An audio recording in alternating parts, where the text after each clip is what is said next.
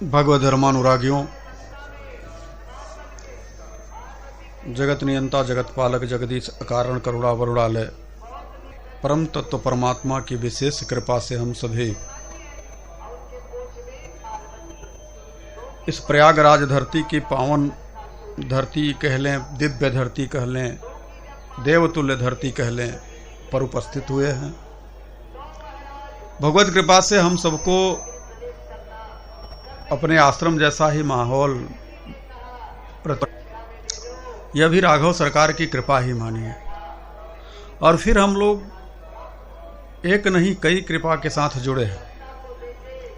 पहली तो राघव सरकार की कृपा हुई, दूसरी कृपा भरद्वाज ऋषि की हुई, जिनकी प्रेरणा से हम सब आए यहाँ।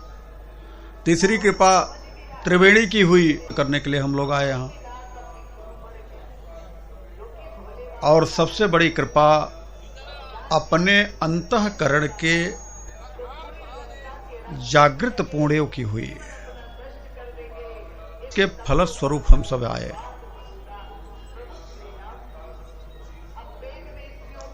इतनी कृपा को प्राप्त करने के बाद हम यहां आए हैं।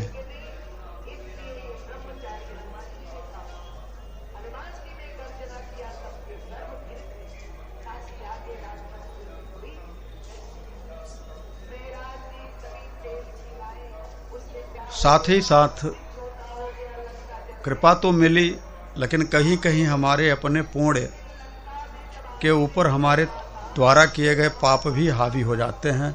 इसका विशेष ध्यान रखना। जबकि रामचरितमानस की सबसे अंतिम की स्थिति यह है कि पुण्यम पाप हरम सदा शिवकरम विज्ञान भक्ति प्रदम। रामचरितमानस आपको क्या प्रदान करता है? कहा पुण्यम पाप हरम, आपके पुण्य का भी हरण कर देता है, पाप का भी हरण कर देता है। तब तो आप घबरा जाएंगे कि पुण्य भी चला गया, पाप भी चला गया। आगे कहते हैं सदा शिव करम विज्ञान भक्ति प्रथम। सदा शिव करम, शिव का मतलब होता है कल्याण।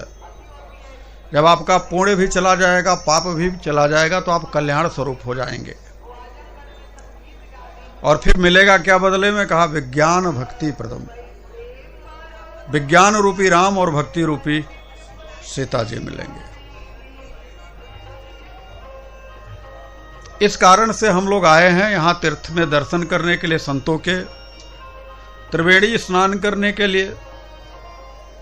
यथासंभव समय मिलेगा तो स्नान भी किया गया और स्नान भी किया जाएगा। लेकिन जो कल की चर्चा में हमने आप सबसे कहा था कि आप सभी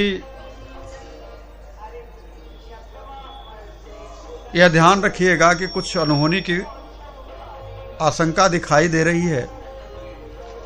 आप लोग प्रयास करिएगा कि त्रिवेणी स्नान करने नहीं जाइएगा। घटनाएं आमंत्रण दे करके नहीं आती हैं, अचानक ही आती हैं। और किसी किसी के अनुभव में यह बता जाती हैं पहले से ही कि हम आने वाले हैं, रोक सको तो रोक लो। तो जहां तक संभव है रोकने का प्रयास तो किया गया।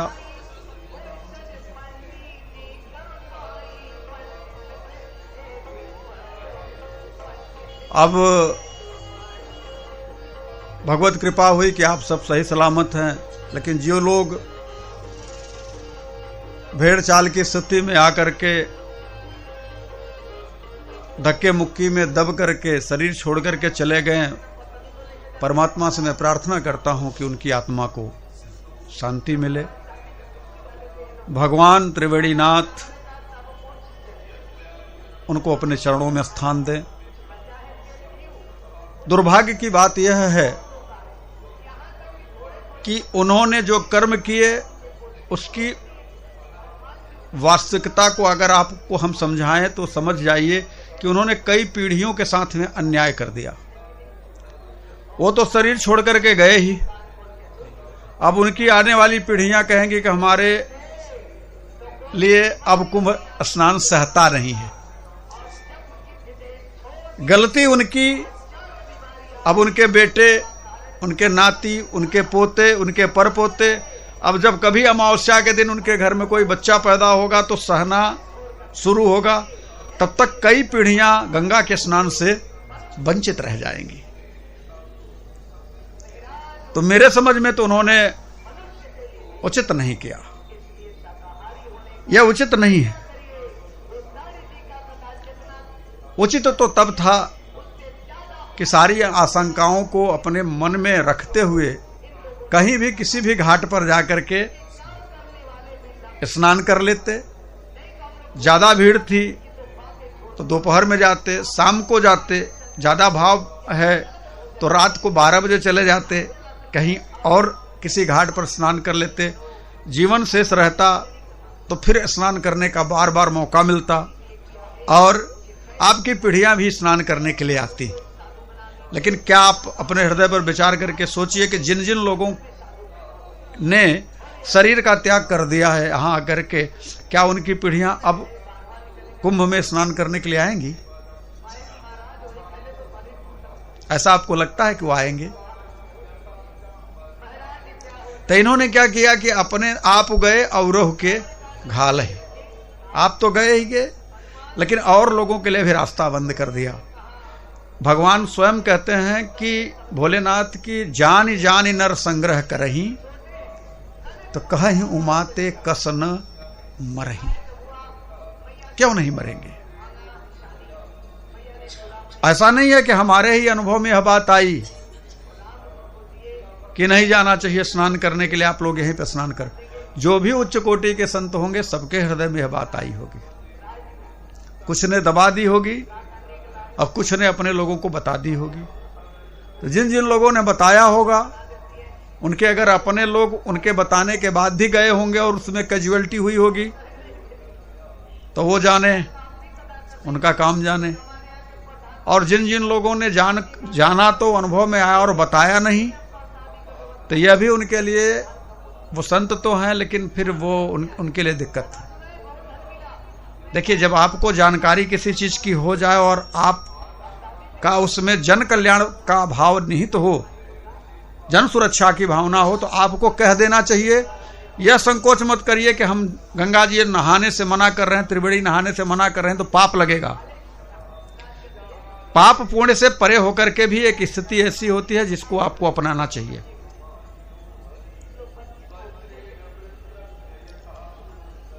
फिलहाल जो हुआ, परमात्मा सबकी आत्मा को शांति प्रदान करें। हम सभी आए हैं तो भाव से परमात्मा को आइए थोड़ा सा भज लें, तत्पश्चात राम कथा में प्रवेश करें। मैं समझता हूं कि राम कथा में हम चलेंगे,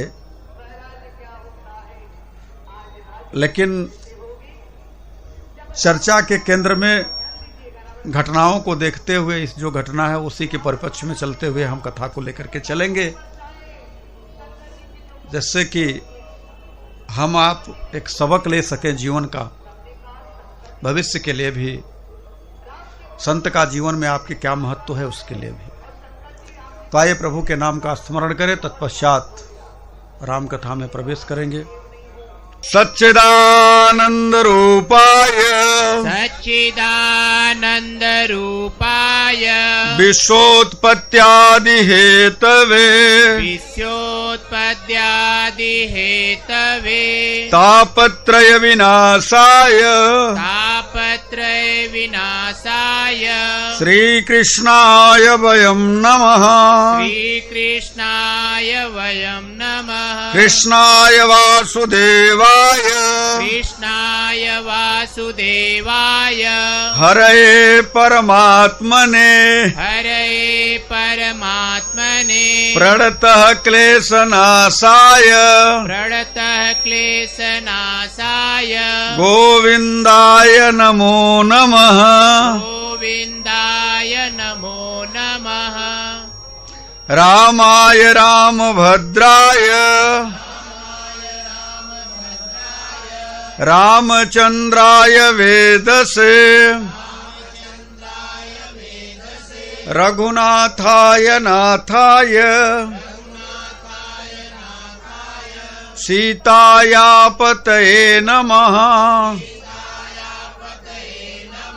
अतुलित बलधामम् हेमशैलाभदेहम्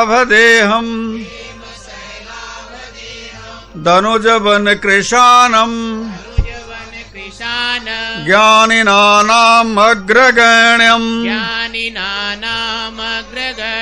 सकल गुण निधानम् वानराणामधीशम् रघुपति प्रिय भक्तम् वात जातम् नमामि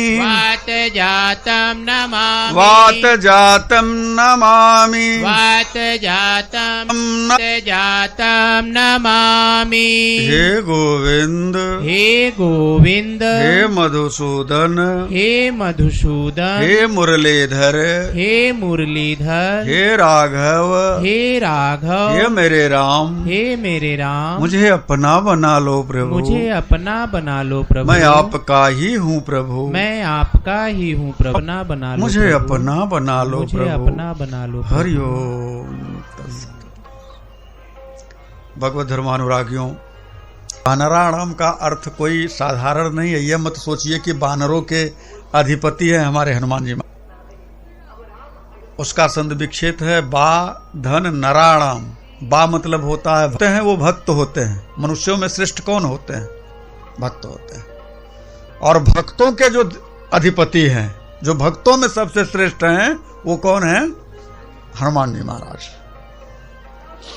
तो इसलिए हम लोगों ने कल 4-5 बार हमने भी कही इस बात को, और फिर हमें बताना पड़ा कि देखिए, शब्दों पर अगर हम गौर करें तो शब्दों के अर्थ एक ही शब्द के अलग अलग अर्थ बन जाते हैं, और कभी कभी तो ऐसी स्थिति होती है कि विपरीत अर्थ बन जाते हैं।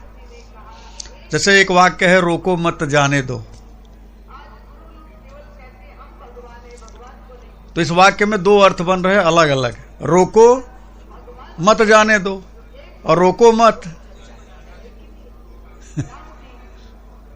शब्द एक ही है, लेकिन उसके अलग अलग विपरीत अवस्था के अर्थ बन जा रहे हैं। तो अर्थ का अपना एक महत्व होता है, शब्द का एक अपना महत्व होता है। इसलिए शब्दों पर ज्ञानी लोग जाते हैं और भाव पर भक्त लोग जाते हैं। शब्द ज्ञानियों के लिए होता है और भाव भक्तों के लिए होता है। तो हम आपको ज्ञान की चर्चा कम करते हैं, भाव की चर्चा ज़्यादा करते हैं, क्योंकि हम जानते हैं भाव वश्य भगवान सुख निधान करुणा अयन। हमारे प्रभु कैसे हैं? भाव के वश में हैं, और भाव ऐसा कि आपके अंतःकरण से उठे, बनावटी ना हो। क्योंकि बनावटी जो भाव है वो कहीं न कहीं किसी न किसी रूप में उसका एक्शन रिएक्शन पता चल जाता है कि बनावटी है, और जो अंदर से उठता है उसका कुछ अलग होता है। इसलिए हम सभी भाव से जुड़े, और भाव से जुड़ने वाला साधक शब्द पर नहीं भाव पर ध्यान देता है। तो शब्दों में तो त्रुटियां होती रहती हैं, हम भी बोलते हैं तो बहुत सारी त्रुटियां होती हैं, लेकिन हम यही कहना चाहते हैं आप सबसे कि शब्द पर न जाकर के भाव पर जाएं। कभी कभी स्थिति ये होती है कि हम शब्दों पर ही जाएं, भाव पर न जाएं। तो वह भी एक स्थिति तब आती है जब हम संसार के साथ हों, क्योंकि संसार के लोग शब्द देखते हैं, भाव नहीं देखते। व्यवहारिक जगत में भाव की प्रधानता नहीं होती। सांसारिक व्यवस्था में और सरकार की व्यवस्था में बस थोड़ा सा अंतर है। संसार की व्यवस्था में बतसंग है और सरकार की व्यवस्था में सत्संग है। खाली ब और स का अंतर है, ब और स का। अब यही अंतर यदि आपको समझ में आ जाए तो व्यवहारिक दृष्टि और आध्यात्मिक दृष्टि में आपको अच्छे से बाइफरकेट करके समझने में सरलता मिलेगी। चलिए हम सब कथा में प्रवेश करें। अनंत कोटि ब्रह्मांड नायक साक्षात परिपूर्णतम कारण करुणा वरुणालय जगत नियंता जगत पालक जगदीश महिलाल राम ललित सार सर्वस्व निखिल निगम पुरुष पुरातन नित्य नूतम मर्यादा पुरुषोत्तम परात्पर परम ब्रह्म राघव सरकार के चरणों में कोटिशः वंदन निवेदन करते हुए प्रभु से प्रार्थना करें कि नाथ, जो आपके भक्त के द्वारा, आपके कृपा पात्र संत के द्वारा रामचरितमानस की चौपाइयाँ जो संसार को परोसी गई हैं, उसकी वास्तविकता से हमको, उसकी हकीकत से हमको रूबरू कराइए। और यह आपकी कृपा से ही संभव हो पाएगा, क्योंकि हम अगर अपने मन से इसका अर्थ निकालेंगे तो इसका अर्थ का अनर्थ निकलेगा, अर्थ समझ में नहीं आएगा। और मैं समझता हूं जा पर कृपा राम कर होई, ता पर कृपा करे सब कोई। इसलिए हम सभी को क्या करना चाहिए कि राम जी से प्रार्थना करना चाहिए, और राम जी से प्रार्थना करने के लिए हमके उनके स्वरूप को देखना चाहिए। और हमारे प्रभु का स्वरूप कैसा है? लोकाभिरामम रणरंग धीरम, लोकाभिरामम रणरंगधीरम, राजीवनेत्रम रघुवंशनाथम, राजीवनेत्रम रघुवंशनाथ,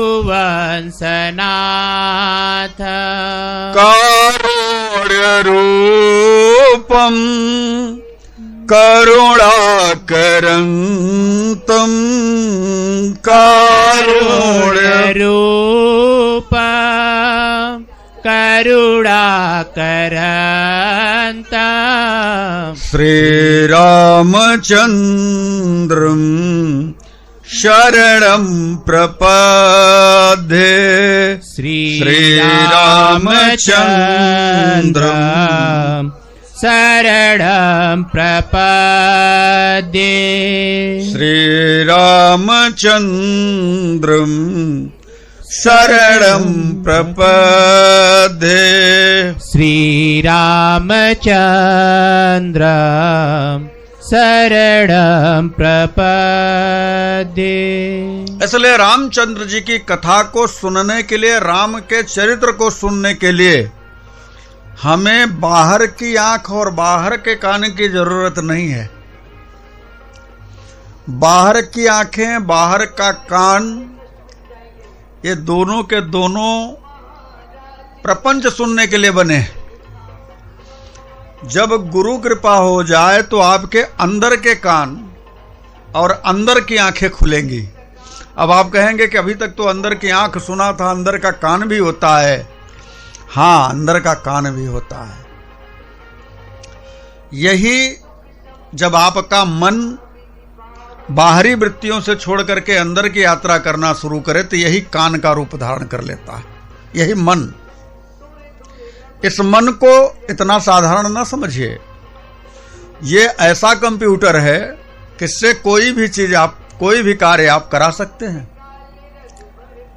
अब विडंबना इस बात की है कि बाहर की चीजें आपके अंतर हृदय में मार्ग प्रशस्त करने का, परमात्मा की कृपा का, परमात्मा के नाम का, परमात्मा के गुण का, परमात्मा के रूप का, परमात्मा के लीला का भाव प्रकट करने के लिए एक माध्यम मात्र हैं। अगर मन उसे स्वीकार नहीं करेगा तो सब व्यर्थ है। आप कितना भी कान खोल करके सुनिए, लेकिन यदि आपका मन उसे स्वीकार नहीं करता तो आप सुनते रहिए, कुछ आपके पल्ले नहीं पड़ेगा। आप बैठे यहां हैं राम कथा सुनने के लिए और मन आपका आपके घर पे लगा हुआ है, तो मनी राम जी जहां हैं वहीं पे कथा, वहां की कथा सुन रहे हैं, देख रहे हैं। यहां तो खाली आपका शरीर बैठा हुआ है। इसलिए कहता हूं कि मन एवं मनुष्यानाम बंधनम मोक्ष कारणात्। तो मन रूपी कान को लगा करके सुनो। बाहर के कान आपके बंधन आपके माध्यम हो सकते हैं, बाहर के कान आपको रास्ता दे सकते हैं, लेकिन जाना कहाँ है? मन के पास। और मन सुनने से इनकार कर जाए तो फिर इस कथा सुनने का क्या मतलब है? और हमको लगता है कि अभी तक आप लोगों ने यही किया। मतलब आपने कानों से कथा तो सुनी है खूब, लेकिन मन ने आपके स्वीकार नहीं किया। बहुत कम लोग होंगे जिनके मन ने स्वीकार किया कि हाँ ठीक है, कथा उतर रही है तो इसको हमें उतारना चाहिए अपने अंदर। देखिए, हमारी जो इंद्रियां हैं उसमें बहुत सारी इंद्रियां दो हैं जो गर्दन के ऊपर हैं। जैसे कान 2 हैं, नाक 2 है, आंखें 2 हैं, लेकिन काम एक ही करते हैं। कान 2 भले है, लेकिन कान का काम क्या है? सुनना। एक ही कार्य है उनका कि वो सुनते हैं, इसके अलावा कुछ नहीं कर पाते। आंख 2 हैं, लेकिन बस वो देखती हैं, देखने के अलावा। नाक 2 छेद दिखाई दे रहा है, लेकिन श्रवण करने के, सूंघने के, घ्राण करने के अलावा उनका और कुछ नहीं है। लेकिन आपके ही शरीर में इसी में एक इंद्रिय ऐसी है कि अकेली है, लेकिन काम 2 करती है, और वह है आपकी जिह्वा। वह रसास्वादन भी करती है और बोलती भी है। और खतरनाक कितनी है कि 48 लोगों के बीच में रहती है, 32 लोगों के बीच में रहती है, 28 लोगों के बीच में रहती है। अब आप कहेंगे 48 आपने क्यों कहा? क्योंकि बहुत सारे ऐसे लोग हैं जिनके 2 निकल आते हैं पूरा। किसी के 31 हैं, किसी के 28 हैं, किसी को 30 हैं। तो इतने लोगों से घिरी हुई है, लेकिन चलती है अपने मन से, मनमानी करती है। एक बार तो सारे के सारे दांतों ने मिल करके 32 ने कहा तुमको सबक सिखाएंगे। उसने कहा हमको क्या सबक सिखाओगे, हमने तुम्हारा क्या बिगाड़ा है? बोले बिगाड़ा नहीं है, अच्छी चीजें आती हैं, कठोर से कठोर चीजें आती हैं, मुझे तोड़ना पड़ता है, रस तू ले जाती है, तोड़ते हम हैं, हमारा काम है तोड़ना, हम उसको तोड़ते हैं। लेकिन रस किसको मिलता है? तुझे मिलता है। तो हम ऐसा करेंगे कि हम 32 मिलकर के तेरी दुर्गत कर देंगे। जिह्वा ने कहा करके तो देख, तू थोड़ा सा सोचेगा, हम ऐसा घुमाएंगे तू 32 बाहर आ जाओगे। हम थोड़ा सा खाली बोलेंगे और ऐसा बोलेंगे कि 32 के 32 तुम बाहर आ जाओगे और कुछ कर नहीं पाओगे। इसलिए हम जैसे हैं हमें छेड़ो मत, अगर हमको छेड़े तो हम छोड़ेंगे नहीं। इसलिए दांत लोग 32 होने के बावजूद भी जीभ का कुछ बिगाड़ नहीं पाते हैं। ये जिह्वा ही ऐसी है कि अच्छे खासे घर को 5 मिनट में तबाह कर देती है। 5 मिनट नहीं लगता। अच्छे खासे घर को, अच्छे खासे परिवार को यही कुंवरी सिर्फ अपनी जिह्वा का उपयोग करती है और कैकेयी को सुना देती है। कैकेयी उसी जिह्वा के प्रभाव से कोप भवन में चली जाती हैं और कोप भवन में जाने के बाद क्या होता है सब जानते हैं। तो संसार में 2 तरह के लोग हैं, एक मदहोश और दूसरे मनहोश। तो जो मदहोश हैं उन्हें, वो तो मदहोश पड़े हैं, उन्हें जगाने की जरूरत नहीं है, क्योंकि अगर उनको जगाएंगे भी आप तो जागने के लिए वो जल्दी तो जागेंगे नहीं, और जाग भी जाएंगे तो खुरापात करेंगे। और जो मन होश हैं, जो जगे हैं में हैं, वो भटकने न पाए, इसलिए उनके लिए राम कथा है। इसलिए संत कहते हैं, संतो, कबीरदास जी कहते हैं, संतो जागत नींद न कीजो। आप अगर मनहोश हो गए हैं तो जागते हुए नींद नहीं करिएगा। कहने का अभिप्राय यह है कि हमारे जीवन में यदि विसंगतियां आती हैं तो हमारे लिए रामचरितमानस है। हम उस रामचरितमानस के भाव को अपने अंतर हृदय में उतारेंगे, तभी हम रामचरितमानस के अनुरूप अपने आप को ढाल पाएंगे। कोई भी विसंगति हो हम अपने से दूर कर लेंगे। हमारे परमात्मा राघव सरकार इस जगत में आए मनुष्य का रूप धारण करके, और मनुष्य के जीवन में जितनी कठिनाइयां हैं उन कठिनाइयों को उन्होंने अपने से रूबरू कराया और अपने ऊपर ढाल करके दिखाया। इसलिए हमें अपने जीवन में भी अगर किसी भी प्रकार की कोई थोड़ी सी भी विसंगति आती है तो उसको यह सोच लेना चाहिए कि हमारे प्रारब्धानुसार आ रही है। देखिए, कर्म 3 प्रकार का होता है। एक इच्छा से होता है, एक अनिच्छा से होता है, और एक हरि इच्छा से होता है। जो इच्छा से होता है उसे क्रियमाण कर्म कहते हैं। हम अपनी इच्छा से कर रहे हैं। नाम जाप करने के लिए आपकी इच्छा हुई तो आप नाम जाप करना शुरू किए, कहीं जाने की इच्छा हुई तो आप गए, कहीं आने की इच्छा हुई तो आप आए, तो ये आपकी इच्छा से हुआ। और एक होता है अनिच्छा से। इसमें क्या है, कहा आप नहीं चाहते फिर भी आपको वह कर्म करना पड़ता है। क्यों करना पड़ता है? क्योंकि अनिच्छा से कर्म वही होता है जो प्रारब्धानुसार आपके पास चल करके आता है। एक कर्म हुआ क्रियमाण कर्म, जिसे आप इच्छा से करते हो। दूसरा कर्म हुआ प्रारब्ध कर्म, जिसे आपकी इच्छा नहीं है फिर भी आपको करना पड़ता है। तो उसे यह मान लो कि हमारा प्रारब्ध है, हमें इसे करना चाहिए। और तीसरा कर्म है हरि इच्छा से। यह शब्द बोलने के पीछे मेरा एक तात्पर्य है कि ये तीनों चीजें आज के सत्संग में जुड़ रही हैं। हमारे हनुमान जी महाराज के साथ में ये तीनों चीजें जुड़ी हैं। एक संत हैं, रामचरितमानस में हनुमान जी महाराज को जब खोज करने के लिए, सीता की खोज करने के लिए जाने के लिए तैयारी करने के लिए जामवंत जी महाराज ने कहा, तो उन्होंने कहा कि काच उपसाधि रहा बलवाना, पवन तनय बल पवन समाना।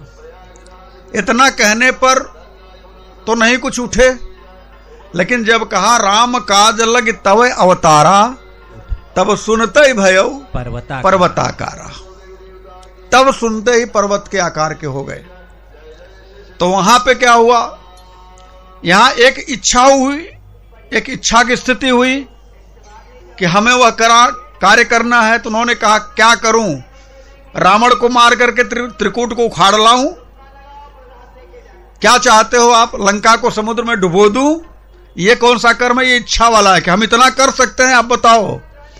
तो वहां पे जामवंत जी महाराज कहते हैं नहीं, इतना करहु तात तुम जाई।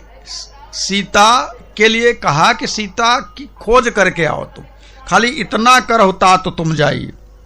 आप जाओ, बस क्या करना है कि सीता जी की खोज करके चले आओ।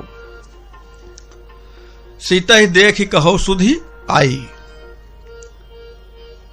लेकिन वही जगह पर जब हनुमान जी जाते हैं तो जाने के पहले की घटना एक है कि राम जी ने सबको विदा किया, हनुमान जी को पास में बुलाया था। और हनुमान जी को पास में बुला करके अपनी मुद्रिका उतार करके दिया, कहा सीता जी को जा करके पहचान बता देना, तभी वो तुम्हें समझ पाएंगी। तो यहां पर भी हरि इच्छा से गए मुद्रिका लेकर के, लेकिन इतना ही कार्य करके आना था ऐसा नहीं था। हरि इच्छा कभी कभी संतों के मन के द्वारा प्रेरणा दे करके आपको बताई जाती है, संतों के द्वारा। जैसे उदाहरण के रूप में आप समझिएगा कि भीषण जी महाराज एक संत हैं लंका में, और एक संत और है लंका में, वह स्त्री रूप में है त्रिजटा। जब राक्षसियों ने माता सीता को रावण के कहने पर त्रास देना शुरू किया, आगे की कथा आएगी, तो त्रिजटा ने कुछ बातें कही कि देखो सीता को त्रास मत दो, मैंने कुछ सपना सुना है, और जो सपना सुना है उसका डिटेल बताया कि सपने बानर लंका जारी, जात उधान सेना सब मारी, खर आरूढ़ नगर 10 सीसा, ये सारी चीजें है ना, पूरा बताया। और फिर इतनी सारी बात बताई तो उसमें एक चीज त्रिजटा ने कहा, हनुमान जी पेड़ पर बैठे हैं, ऊपर सुन रहे हैं, लंका जलाने की बात कही कि एक बंदर आएगा और सपने बानर लंका जारी। तो हनुमान जी ने सोचा कि हमको भगवान ने तो खाली इतना ही कहा था कि सीता की सुध लेकर के मुद्रिका दे करके चले आना, अब ये लंका जलाने वाली बात कहां से आ गई, इसको तो भगवान ने कहा नहीं था। लेकिन एक संत के मुख से कहलवा रहे हैं प्रभु, इतना और तुम्हें करना है। उसी प्रकार से जब आप कोई कार्य करते हैं, आपकी इच्छा का होता है अथवा अनिच्छा का होता है, लेकिन साथ में अगर कोई संत आपके साथ जुड़ा हो तो उसे हरी इच्छा मान करके उस कार्य में भी आपको संलग्न होना पड़ता है। और आप समझ लें कि मौनी अमावस्या के दिन आपको न नहाने के लिए यह हरी इच्छा थी कि आप वहां ना जाएं, आप वहां ना जाएं, इसके लिए हरी इच्छा थी कि आप वहां न जाएं। नहीं, कुछ भी हो सकता है, तो किसी न किसी के मुख से, किसी न किसी के माध्यम से वह वार्ता आपके साथ में जोड़ दी जाती है। हमारे हनुमान जी महाराज गए, लंका में प्रवेश नहीं किया, इसके पहले मिलती है लंकिनी। लंकिनी को हनुमान जी महाराज ने मारा। लंकिनी क्या है आप सब जानते हैं, लंकिनी वही है आपका मन। पिछली कथाओं में आपने सुना है कि लंकिनी क्या है, मन है, और इस शरीर रूपी दुर्ग की, इस शरीर रूपी लंका की वो रक्षा करती है। लेकिन मन को जब पंचम प्राणवायु के द्वारा खींच करके मुठिका एक ताहि कपि हनी और रुधिर ममत धरनी धन मनी, जब मन को आपने एक मुका मारा तो वही मन जो सांसारिक प्रवृत्तियों में था, जो खाव खाव कर रहा था, जो खाने के लिए दौड़ रहा था, जो विषयों की तरफ जा रहा था, रामचरितमानस की वो चौपाई जो लंकिनी कहती है, जाने ही नहीं मरम सठ मोरा, मोर आहार जहां लगी चोरा, मेरा आहार ही है चोर। मतलब कि मैं मनुष्यों को खाती हूं, सबको खा जाती हूं। तो ये जो मन है ना, ये मन भी जो है अगर अपने पर आ जाए तो इसी शरीर को कब्रिस्तान बना देता है, लंका बना देता है। कितने लोग हैं जिनका मन अपने पर आ जाता है, मन रूपी राक्षसी है, तो दूसरे तीसरे वो उल्टा सीधा बनवा करके खाने लग जाते हैं, तो शरीर को ही वो लंका बना देते हैं, कब्रिस्तान बना देते हैं। तो वही बात जब मन को ठीक से पंचम प्राणवायु के द्वारा मुठिका एक ताहि कपि हनी, जब एक मुष्टिका मारते हैं तो वही मन पलट करके सत्संग करने लग जाता है। और सत्संग भी कैसा, कोई साधारण सत्संग नहीं करता। सत्संग का भाव क्या है कि तात स्वर्ग अपवर्ग सुख धरिय तुलाय कयंग, तोलन ताहि सकल मिली जो सुख लव सत्संग। सत्संग भी कोई साधारण नहीं, वो मन ही मान जाता है कि किसी संत से मेरा सामना हो गया। और फिर जब संत को तो देख लिया, लेकिन संत से गलतियां हो सकती हैं, और हमारा मन जो है कहता है कि कहीं कुछ दिक्कत ना हो जाए, कहीं कोई गड़बड़ी ना हो जाए। इसलिए यही हमारा मन यह कहने के लिए तत्पर हो जाता है कि देखिए, यदि आप सत्य का संग करना चाहते हैं, परमात्मा का संग करना चाहते हैं, लंका में जाना चाहते हैं, लंका में जाकर के सीता रूपी भक्ति को खोजना चाहते हैं, तो ध्यान रखिएगा क्या उपाय है इसका। कहा, हृदय राख कौशलपुर राजा। आप जब तक राम जी को अपने हृदय में नहीं रखोगे, तब तक आप लंका में प्रवेश करोगे तो आपका मन भी, आपकी स्थिति भी फिर उस विषय को देख करके विषयी हो जाएगी। इसलिए अपने जीवन को अगर इस संसार की लंका में लेकर के चल रहे हो, यहां जहां की विषय रूपी विषयी है, तो उस हृदय भवन में राम नाम है। आपका हृदय राम के नाम से जुड़ा हुआ है। आप चलते फिरते, उठते बैठते, खाते पीते, सोते जागते राम का आश्रय ले रहे हैं, तो आप इस विषय रूपी लंका में प्रवेश करके सीता की खोज कर पाएंगे, ऐसा लंकिनी कहती है। अब विचार करिएगा कि वह लंकिनी कोई साधारण है। वह लंकिनी जब मारी जाती है, एक मुष्टिका लगती है, तो गोस्वामी तुलसीदास जी कहते हैं, पुनि संभारी उठी सो लंका। अब वही लंकिनी अब लंका बन जाती है। इसकी चर्चा हमने पिछले दिन की, कल ही करी अभी, कि लंका क्यों बन जाती है। देखिए, लंकिनी कब कही जा रही, स्त्रीलिंग उसकी स्थिति कब है, जब वो प्रकृति के साथ एकाकार है। ये प्रकृति क्या है, स्त्रीलिंग है। अब इस प्रकृति के साथ जब एकाकार हुई तो लंकिनी कही गई। मुष्टिका पड़ी, परमात्मा के साथ जुड़ी, पुरुष के साथ जुड़ी, तो वही लंकिनी लंका बन गई। तो उठ संभारी उठी सो लंका, जोरी पानी कर विनय सशंका। फिर उसने हाथ जोड़ा और बताया कि हमें ब्रह्मा ने वरदान देते समय कहा था कि विकल हो सितय कपि के मारे, तप जाने से निश्चर संहारे। जब तू विकल हो जाएगी कपि के मारने से, तो जान लेना कि अब निश्चरों का संहार तय है। यह बात उसे तब याद आ गई, लेकिन आप हैं, आपको याद नहीं आ रही। आपको कितना भी मौका पड़े, लेकिन आपका मौका सहने की आदत सी बन गई है। आपका शरीर, आपका भाव, आपका मन कहता है, अरे वो कह रहे हैं, कहने दीजिए, हम तो करेंगे अपने मन का ही।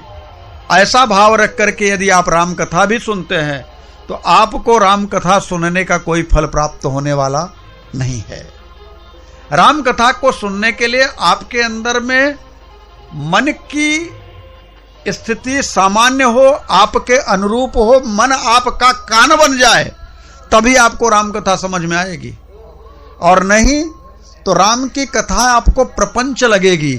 और अधिकतर आप राम कथा में प्रपंच सुनने के लिए जाते हैं, राम कथा सुनने के लिए नहीं जाते। राम कथा सुनना सबके बस की बात भी नहीं है। नर सहस्त्रमहु सुनहु पुरारी, को एक होय धर्म व्रतधारी। कोई एक है जो राम की कथा के साथ अपने आप को जोड़ पाएगा। प्रपंच के साथ दुनिया जोड़ेगी अपने आप को। हनुमान जी महाराज ने लंकिनी की बात को याद किया। यहां पे गोस्वामी तुलसीदास जी ने एक बहुत बड़ी बात कह दी, मौका मिला तो। जब लंकिनी ने कहा कि प्रविश नगर कीजिए सब काजा, हृदय राखी कौशलपुर राजा, तो वहां पे गोस्वामी तुलसीदास जी को थोड़ा सा मौका मिल गया। और मौका मिला तो मौका मिलते गोस्वामी तुलसीदास जी ने चौका मार दिया। क्या मारा? बताना शुरू किए कि राम जी की कृपा जिसके ऊपर हो जाए वो क्या कर सकता है। लंकिनी ने रास्ता बताया। लंकिनी कौन है? लंकिनी रावण की है, यानी कि राम की दुश्मन है। तो राम की दुश्मन है तो यानी हनुमान जी के दुश्मन है।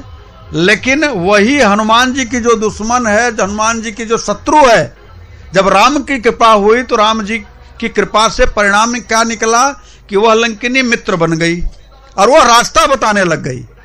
तो इसी बात को गोस्वामी तुलसीदास जी कहते हैं कि गरल सुधारी पुकर मिताई, गरल सुधा रिपु करहि मिताई गोपद सिंधु अनल शीतलाई गोपद सिंधु अनल शीतलाई गरुड़ सुमेरु रेणु समताही गरुड़ सुमेरु रेणु समताही राम कृपा करि चितवा जाही राम कृपा करि चितवा जाहि। गोस्वामी तुलसीदास जी महाराज को यहाँ कहना पड़ा कि जिसके ऊपर राम जी की कृपा हो जाए तो क्या क्या हो सकता है,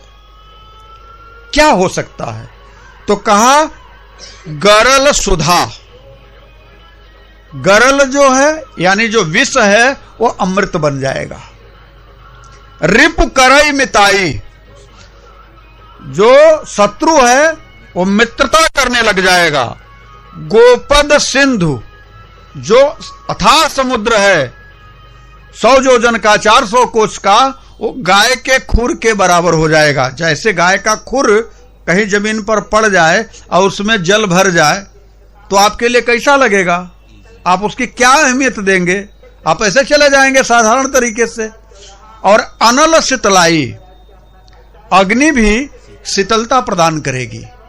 और ये चारों चीजें हनुमान जी के साथ हुई है। इस बात को समझने का प्रयास करिए, कैसे कैसे हुई। हनुमान जी महाराज जब चले हैं तो पहले पहले मुलाकात हुई है सुरसा से। और सुरसा कौन है? अहिन कई माता। अहिन मतलब किसे कहते हैं? सर्पों की मां है। तो सर्प के मुख में क्या रहता है? विष। तो गरल सुधा। अब सुधा कैसे हुआ? वही सर्पों की मां जो खाने के लिए दौड़ रही थी, उसने ही आशीर्वाद दिया कि राम काज सब करी हऊ, तुम बल बुद्धि निधान। आशीष दे गई सो हर्ष चले हनुमान। ठीक कौन? नागों की माता। मुख में क्या है?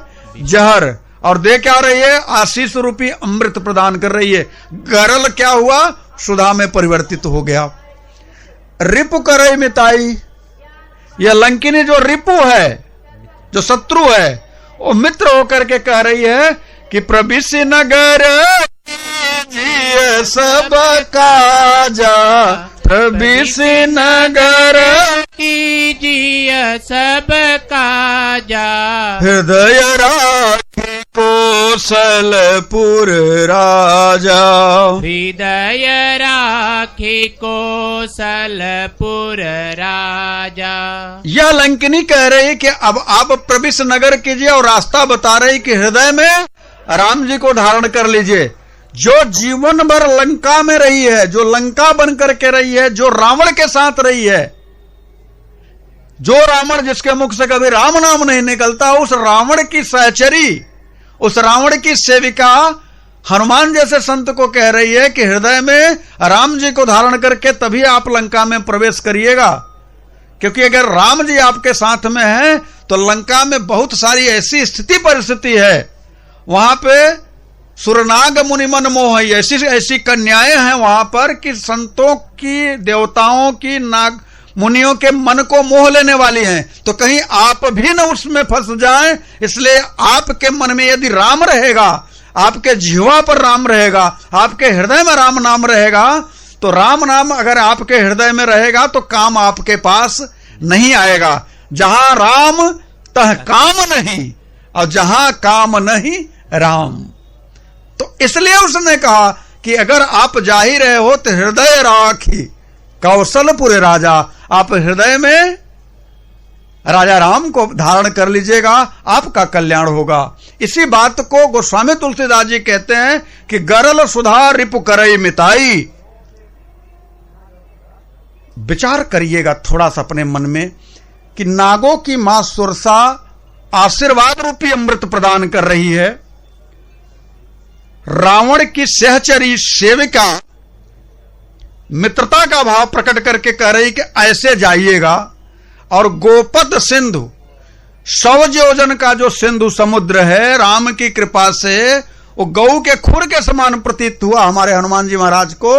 और अनल शीतलाई, पूरी लंका जला दिया हनुमान जी महाराज ने, लेकिन उनके पूंछ का एक बाल भी नहीं जला, पूरी लंका जल गई। अनल शीतलाई। तो ये चारों चीजें कब है? गोस्वामी तुलसीदास जी ने मौका पाया और तुरंत लिख दिया कि गरल सुधारी पुकरई मिताई, गरल सुधारी पुकरहि मिताई, गोपद सिंधु अनल शीतलाई, गोपद सिंधु अनल शीतलाई, गरुड़ सुमेरु रेणु समताई, गरुड़ सुमेरु रेणु समताहि, राम कृपा करि चितवा जाहि, राम कृपा करि चितवा जाहि। आपके जीवन में यदि राम का नाम जुड़ा और अंतर हृदय के साथ में एक्चुअल कनेक्शन हुआ, कनेक्शन का मतलब एक मुख से होता है, एक कंठ से होता है, हृदय से जल्दी नहीं हो पाता। तो मुख वाला कंठ तक पहुंचे, कंठ से हृदय तक पहुंचे, और हृदय से राम नाम का अगर आप आश्रय लेने लग जाएं तो वही स्थिति जो हनुमान जी महाराज के साथ हो रही है आपके साथ भी होने लग जाएगी। अब जब इतना आशीर्वाद मिल गया, रास्ता मिल गया, पता मिल गया, और बताया यह भी कि राम नाम को अपने हृदय में रख करके ही जाइएगा, तो एक सूत्र भी मिल गया। तो उस समय हनुमान जी महाराज ने क्या किया? अति लघु रूप धरेउ हनुमाना, अति लघु रूप धरेउ हनुमाना, पैठा नगर सुमेरे भगवाना, पैठा नगर सुमेरे भगवान, मंदिर मंदिर प्रतिकर शोधा, मंदिर मंदिर प्रतिकर शोधा, देखे जह तह अगणित जोधा, देखे जह तह अगणित योधा, गयो दशानन मंदिर माही, गयौ दशानन मंदिर माही, अति विचित्र कही जात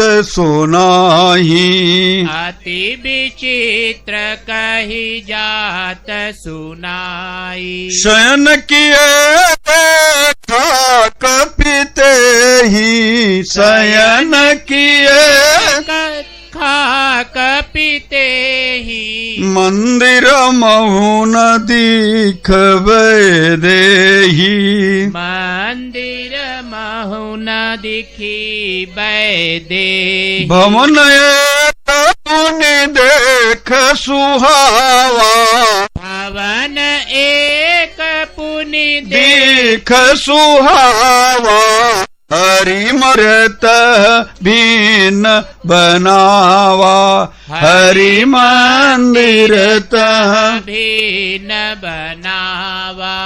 अब लंकिनी का सूत्र पाकर के हनुमान जी महाराज ने अपने आप को छोटा कर लिया। इसका तात्पर्य यह है कि जब लंकिनी के सामने हनुमान जी खड़े हुए थे तो बड़े रूप में थे। मुठिका एक ताहि कपि हनी, तो बड़ा रूप धारण किया था।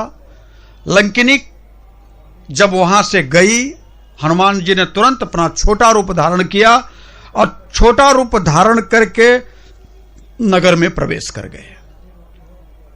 इसका आशय क्या है? देखिए, ये जो भोग की नगरी है लंका, ये इसमें एक भाव ऐसा उठता है कि हमें लोग सम्मान दें, हमारी लोग इज्जत करें, हमारी लोग प्रशंसा करें, और हम इज्जत पाने के चक्कर में, सम्मान पाने के चक्कर में, प्रशंसा पाने के चक्कर में अपने जीवन का अमूल्य समय खो देते हैं। लंकिनी क्या कह रही है कि अपने जीवन का अमूल्य समय जो है वह प्रशंसा पाने में नहीं, बल्कि अपनी कमियां निकालने में, अपने कमियों को खोजने में। जो भी आपका जीवन है उसमें अपनी कमियों को खोजने में लगाओ। यदि अपनी कमियों को खोजना शुरू करोगे तो आपको पता चलेगा कि मैं अति लघु रूप, मेरा आप इतना हो जाएगा, आप मेरी स्थिति का भाव ऐसा हो जाएगा कि बुरा जो देखन मैं चला, बुरा न मिलिया कोई, जो दिल खो जाए अपना, मुझसे बुरा न को। आपको अपने जीवन में यदि श्रेष्ठता चाहिए, आपके जीवन में अगर आप श्रेष्ठ होना चाहते हैं तो आपको लघु होना पड़ेगा। लेकिन व्यवहारिक जीवन में लोग लघु होकर के श्रेष्ठता प्राप्त करने का प्रयास करते हैं, जो कि सर्वथा अनुचित है। व्यवहारिक जीवन में तुरंत कामना रखते हैं, किसी के पास जाते हैं और कहते हैं अरे भैया आप इतने बड़े, अब मैं कहां, मैं तो बहुत छोटा मोटा आदमी हूं। तो अगले आदमी से उम्मीद करते हैं कि वो कहे नहीं अरे आप तो बहुत बड़े आदमी हैं। बस इसी को सुनने के लिए वो अगले के सामने तुरंत छोटा बन जाते हैं। लेकिन एक बार विचार करके जरा देखिए कि आपको उन्होंने कहा कि भैया आपके सामने मैं बहुत छोटा आदमी हूं, मेरी क्या औकात है, और सिर्फ आप इतना कह दीजिए आप ठीक कह रहे हो, कुछ और मत कहिए, आप जो कह रहे हो ठीक कह रहे हो।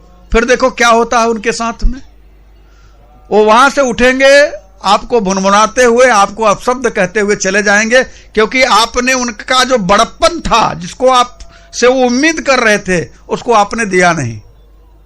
वो छोटे तो बने, लेकिन उनके पीछे उसकी चाहत क्या थी, बड़प्पन पाने की। मैं आपसे कहना चाहता हूं, संसार से आप तुरंत बड़प्पन चाहते हैं, छोटे बन करके, ये आदत छोड़ दीजिए। बल्कि आप अपने अंदर छोटा बनने का प्रयास करके अपने कमियों का उजागर करिए, और धीरे धीरे ये कमियां आपकी जब आपके सामने दृष्टिगोचर होने लगे, दिखाई देने लगे आपको, तो राम जी आपको बड़ा बना देंगे। आपको संसार बड़ा बनाएगा तो संसार की एक सीमा है। संसार आपको सर्टिफिकेट देगा तो संसार की अपनी एक लिमिटेशन है। लेकिन राम जी अगर आपको बड़ा बनाएंगे तो आप अनलिमिटेड बड़े हो जाएंगे। तो इसलिए अपनी कमियों को खोजने के लिए अपने आप को तैयार करिए। और यह बात हनुमान जी महाराज से देखिए कि हनुमान जी महाराज अपनी कमी को खोज रहे हैं। अति लघु रूप धरेउ हनुमाना। अति लघु रूप का मतलब यह नहीं है कि छोटा सा रूप बना करके लंका में प्रवेश कर गए। ये तो व्यवहारिक जगत में ये दृष्टांततः देखा गया है कि छोटा सा रूप बना करके लंका में प्रवेश करे गए और बैठा नगर सुमिर भगवाना, नगर में चले गए। लेकिन वास्तविकता ये है कि मैं यदि इस देह रूपी लंका में प्रवेश करूं तो अपने आप की कमियों को उजागर करूं और अपने आप को धिक्कारूं कि मेरे साथ मैंने अपने जीवन में ऐसे ऐसे पाप किए, मेरे अघ का पार नहीं है, मैं एक एक से पाप करके बैठा हुआ हूं। और आप विचार करिए कि गोस्वामी तुलसीदास जी ने अपनी कमियों को निकाला, सुतेश्वर जी महाराज ने अपनी कमियों को निकाला, जितने भी उच्च कोटि के संत रहे हैं सभी ने अपनी अपनी कमियों को निकाला है। तुलसीदास जी महाराज की तो कमी आप जानते हैं कि वो अपने से खुद लिख करके बोले हैं कि मौसम कौन कुटिल खल कामी, मौसम कौन कुटिल खल कामी, जो तन दियो ताई बिसरायो, जो तन दियो ताहि बिसरायो, ऐसो नमक हरामी मौसम कौन कुटिल खल कामी मौसम कौन कुटिल खल कामी। भगवान के विग्रह के सामने तुकाराम जी महाराज जाते हैं, संत हैं, रो करके कहते हैं कि प्रभु हमसे एक बात हमको समझ में नहीं आ रही है कि मैं बार बार आपको देखता हूं, बार बार आपके सामने खड़ा होता हूं, फिर भी गलतियां करता रहता हूं। ये बार बार आपके सामने खड़े होने के बाद यदि मैं गलती करता हूं तो मैं आपके सामने खड़ा कैसे हो पा रहा हूं। कहते हैं कि का मुख ले बिनती करूं लाज आवत है मोह तो हे देखी अवगुण करूं कैसे भाऊं तो कैसे भाऊं तो। आपको भी अपने लंका में प्रवेश करना है, आपको भी अपने लंका में प्रवेश करने के लिए हनुमान जी जैसी योग्यता होनी चाहिए। हनुमान कौन? वैराग्य रूपी हनुमान। आपके अंदर पहले वैराग्य हो। यदि आपके अंदर वैराग्य नहीं है, जब तक आप राग में हैं तब तक आप लंका में प्रवेश करके फंस जाएंगे और आप भी राग से जुड़े रह जाएंगे। परिणाम क्या होगा कि लंका में काम, क्रोध, लोभ, मोह, मद, मत्सर सब भरे पड़े हैं। मोह रूपी रावण है तो क्रोध रूपी कुंभकर्ण है, तो लोभ रूपी नारांतक है, तो इच्छा रूपी अक्षय कुमार है, तो काम रूपी मेघनाथ है। ये कोई साधारण है क्या? ये सभी दुर्धर शत्रु हैं, ये कोई साधारण नहीं है। अब आप देखिएगा कि हनुमान जी महाराज जब जाते हैं लंका में प्रवेश करते हैं तो प्रवेश करने के बाद उतने में ही माहौल ऐसा बनता है कि उनसे लड़ने के लिए पहले इच्छा रूपी अक्षय कुमार ही आता है। आया, वो मानेगा नहीं, आगे की कथा में हम आपसे चर्चा करेंगे। मतलब उनकी इच्छा हुई, किस चीज की इच्छा हुई? फल खाने की इच्छा हुई। ये फल क्या है? आप सोचेंगे बस वही अशोक वाटिका में फल हैं, उसी को फल खाने की इच्छा हुई, मात मोह लागी यति भूखा। ऐसा नहीं है। इसके अंदर की यात्रा हम आपको कराना चाहते हैं। इसकी अंतर की यात्रा से आपको हम जोड़ना चाहते हैं। हम रामचरितमानस में प्रपंच नहीं जोड़ना चाहते। हम अन्य कथावाचकों की तरह यह नहीं कहना चाहते कि ऐसे हुआ वैसे हुआ। यह दृष्टांत नहीं है। दृष्टांत तो गोस्वामी तुलसीदास जी ने दे ही रखा है। दृष्टांत देकर के वो कुछ और कहना चाहते हैं। जो वो कहना चाहते हैं वो आप समझना नहीं चाहते। आप भी उसी दृष्टांत के पचड़े में पड़े हैं। दृष्टांत कुछ और है और हकीकत कुछ और है। ये कोई राम का जो चरित्र है कोई बाहर नहीं है, कोई राजा दशरथ नहीं है, कोई रावण नहीं है। ये राजा दशरथ, ये रावण, ये राम, ये लक्ष्मण, ये भरत, ये शत्रुघ्न, ये कोई ऐसे नाम नहीं है। इन नामों का अपना एक अलग से महत्व है। ये सब यौगिक नाम हैं। इन नामों की अपनी एक भूमिका है, अपना एक व्यक्तित्व है। आप विचार करिएगा कभी कि मोह का जन्म होता है क्या? मोह प्रकट होता है। रावण का अवतार हुआ है। आप देखिएगा रामचरितमानस पढ़िए तो रावण का अवतार हुआ है, राम का अवतार हुआ है। तो राम का भी अवतार होता है और रावण का भी अवतार होता है। अवतार का मतलब न राम गर्भ से आते हैं और ना ही रावण गर्भ से आता है।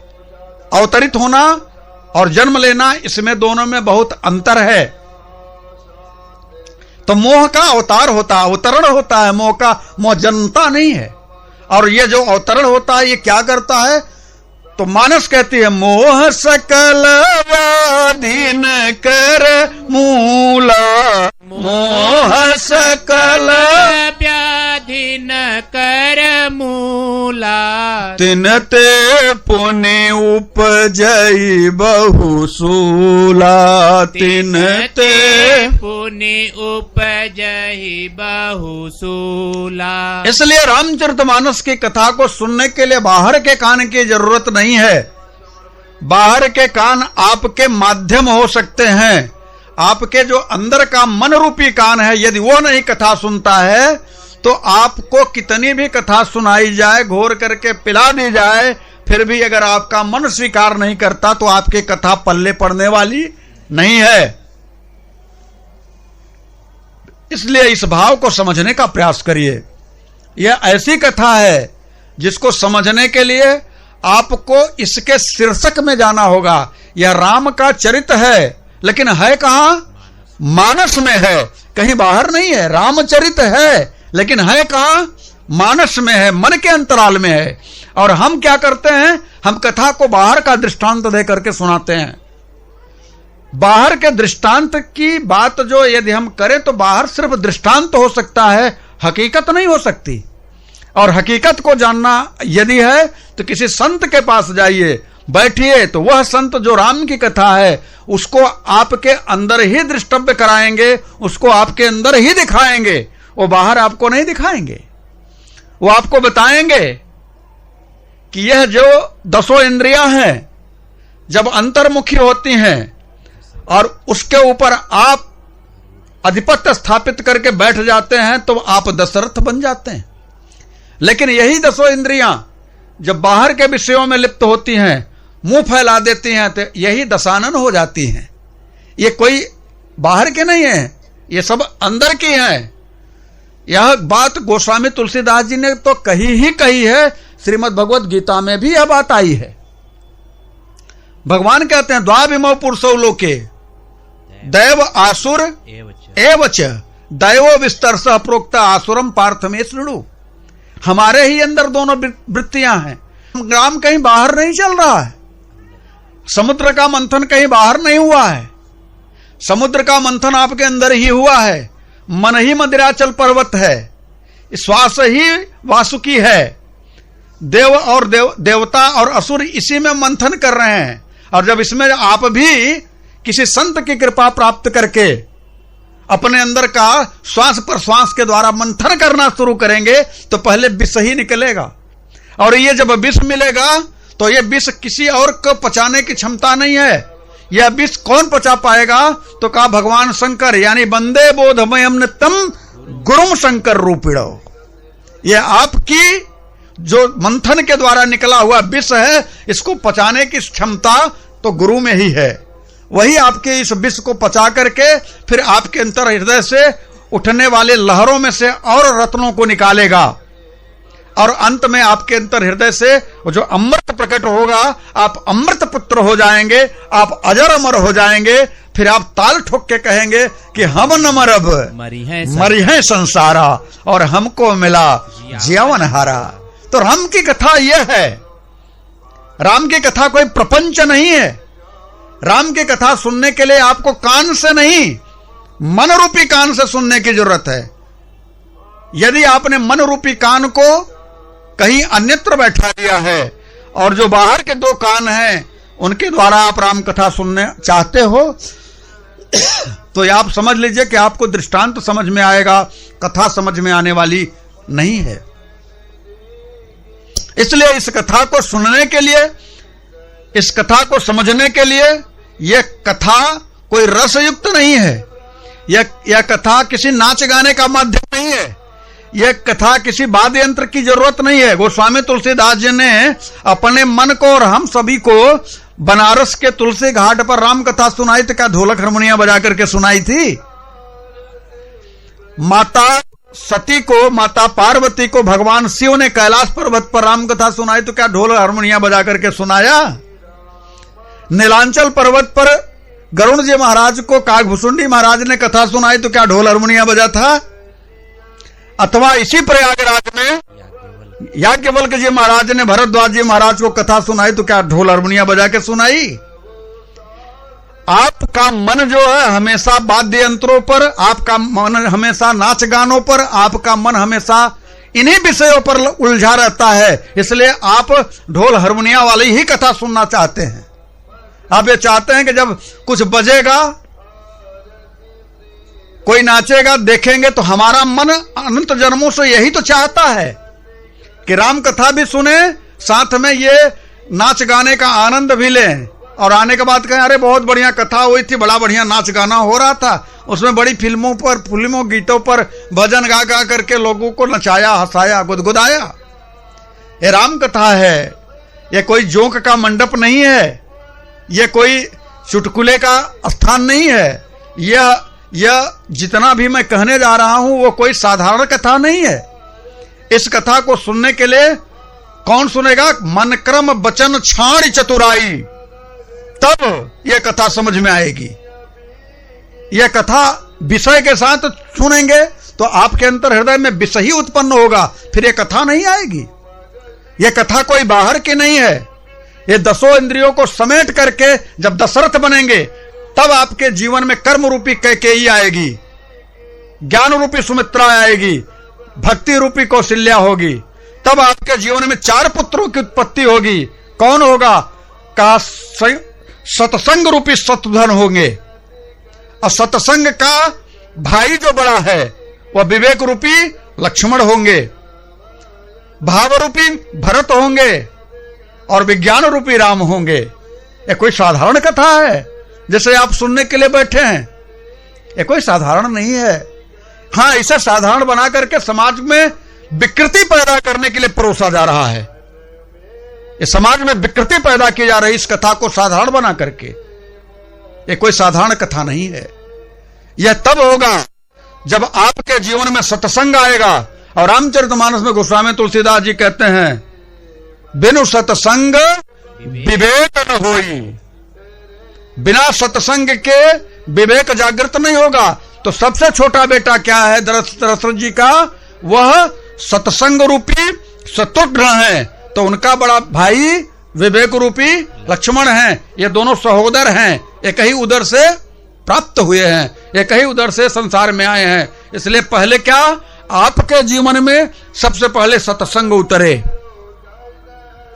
जब आपके जीवन में सत्संग उतरेगा तभी विवेक जागृत होगा, और जब विवेक जागृत होगा तब भाव पैदा होगा। किसके लिए? भगवान को पाने के लिए। तो भाव रूपी भरत आएंगे, और जब भाव पैदा होगा तो आपके अंतर हृदय में अनंत कोटि ब्रह्मांड, जो ये ब्रह्मांड घड़े के समान है। अब इसके पीछे चल करके देखें कि यदि आपके जीवन में सत्संग उतरा, आप सत्संगी बने, तो सत्संग रूपी शत्रुघ्न की धर्म पत्नी का नाम है श्रुति कीर्ति। तो श्रुति कीर्ति का अर्थ क्या है? जब आप सत्संगी बनेंगे तो आपकी कीर्ति बढ़ेगी, आपको लोग समाज में स्थान देना शुरू करेंगे कि ये तो बड़े सत्संगी हैं, ये भगवत कृपा के प्राप्त करने वाले भगवत कृपा के याचक हैं, इसलिए सत्संगी हैं। आपकी श्रुति और कीर्ति।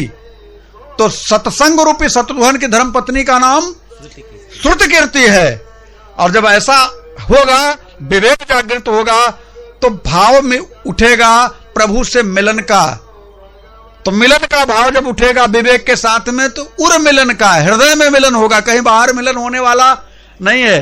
तो उर मिलन का मतलब विवेक रूपी लक्ष्मण की धर्म पत्नी का नाम उर्मिला है। उर मिलन होगा, और जब उर मिलन होगा, उर्मिला आएगी, तो भाव रूपी भरत आएंगे। जब भाव प्रकट होगा तब क्या होगा? वसुधैव कुटुंबकम, समस्त ब्रह्मांड सिया राम मैं सब जग जानी, सिया राम मैं सब जग जानी, करहु प्रणाम जोरी जुग पानी, करहु प्रणाम जोरी जुग पानी। तब भावरूपी भरत के पास में उनकी धर्मपत्नी मांडवी आएंगी। मांड कहते हैं ब्रह्मांड को। तो समस्त ब्रह्मांड में एक रस होने की स्थिति प्राप्त होगी, यानी सब में राम दिखाई देंगे। तो जब सब में राम दिखने लग जाएंगे तब राम के साथ में जुड़ी हुई आदि शक्ति पारंबा जगत जननी जगतंबा भक्ति रूपी सीता आपके साथ में जुड़ जाएंगी। तो जब भक्ति जुड़ेगी तभी भगवान मिलेंगे। तो ये ऐसी स्थिति है। दशरथ कोई साधारण नहीं है, कर्म रूपी कैकेयी उनके साथ में है। यदि कर्म बिगड़ जाएगा तो घर बर्बाद हो जाएगा, इस बात का ध्यान रखना। इसलिए कर्म रूपी जब कैकेयी बिगड़ी तो राम भी दूर हो गए। ज्ञान रूपी सुमित्रा है, उसने ज्ञान के द्वारा विवेक को भेज दिया साथ में कि आप राम जी के साथ रहो। और भक्ति रूपी कौशल्या है। ये ज्ञान, कर्म और भक्ति ये कोई साधारण शब्द नहीं है, ये यौगिक शब्द हैं। इनको समझने के लिए मन के अंतराल में समझना होगा, मन के कान के द्वारा समझना होगा। ये बाहर के कान इसको समझकर भी कुछ समझ नहीं पाएंगे। इसलिए मैं कहता हूं कि रामचरितमानस में भगवान शिव ने जब माता सती को कथा सुनाना शुरू किया तो कहा मन लगा करके सुनो, मन लगा करके सुनो। क्योंकि मन ही कान अगर तुम्हारा गड़बड़ हो गया, मन रूपी कान कहीं और हो गया तो सारी कथा हम कहते रह गए, कुछ पल्ले पड़ने वाला। अच्छा, क्यों कहा माता पार्वती को कि मन लगा करके सुनो? क्योंकि इसके पहले कुंभज ऋषि के पास भगवान सती के साथ में जब गए थे, दूसरे रूप में सती थी, जब सती रूप में थी तो भगवान तो कथा सुने, लेकिन सती ने मन लगा करके कथा नहीं सुना। इसलिए दोबारा जब पार्वती के रूप में सती जी आई हैं तो भगवान ने कहा फिर गलती मत करना, पहली बार गलती किया था तो हमसे भी दूर हो गई थी। आप भी ध्यान रखिए, जो जीवात्मा संत के द्वारा मन लगा करके कथा नहीं सुनता वह संत से दूर हो जाता है। इसलिए इस चीज को अपने दिमाग में बैठा लीजिए कि कान कथा सुने चाहे ना सुने, लेकिन मन आपका कथा सुनना चाहिए। मन को कथा सुनाओ। यदि आपने मन को कथा नहीं सुनाया और आपके कान ही सुनते रह गए तो ध्यान रखना, ये कान जो है मन के साथ अटैच नहीं हुए तो सारी की सारी कथा व्यर्थ है। इसलिए सावधान, सावधान होई सुनु मन माही। कहा किसको सुना रहा है? भगवान कथा सुना रहे। सावधान होई सुनु मन माही। मन रूपी कान को सुनाओ जो आपको अपने अंतर हृदय में उतरने की कला बता दे। तो रामचरितमानस है, कोई साधारण नहीं है कि कोई भी आकर के रामचरितमानस का दृष्टांत दे करके उटपटांग बातों से आपको कथा से जोड़ दे।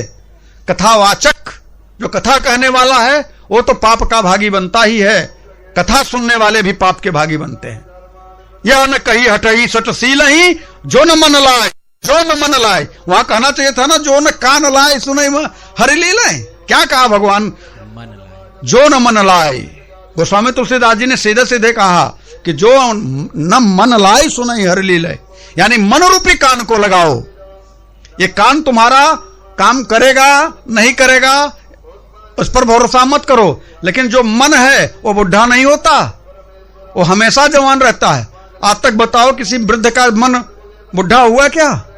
बुढ़ों का हो चाहे जवानों का हो चाहे बच्चे का हो, सबका मन हमेशा जवान रहता है।